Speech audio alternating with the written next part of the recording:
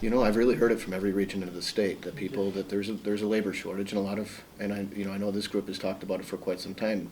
Some of it's the demographics, and we've seen it coming. In the private sector, with the folks that we're contracting with, we hear it all the time, that they're having trouble retaining and attracting the skill and the people that they need for their jobs. It is something that the economy's going to have, the private sector is going to have to react to. And I know there's a lot of trucking companies now that are they're marketing themselves to their employees to make themselves more attractive. The bulk of the way we're funded is through user fees, predominantly the gas tax and registration fees here in Wisconsin.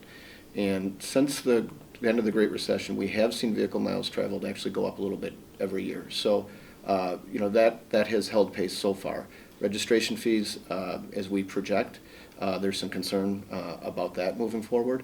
But I think just in general, for our cities, villages, towns, and counties, they're property tax based. They fund about 80% of their transportation based on that. So those eroding tax bases are going to have an impact at different levels. I don't think there's any question about it. I think you're going to see the eroding tax base affect, the locals and their ability to maintain streets. With the gas tax at the state and federal level, as we change to more hybrids and more fuel efficient and electric cars, that's eventually going to have an impact as well. There's two sides with transportation and workforce. It's about the ability to provide the transportation network and the workforce that does that. But there's also what transportation can do to help solve some of the workforce challenges. And I think if you look at, in a lot of our urbanized areas and that, better access to mass transit is what a lot of cities are looking at across this country to be able to attract and retain young talent.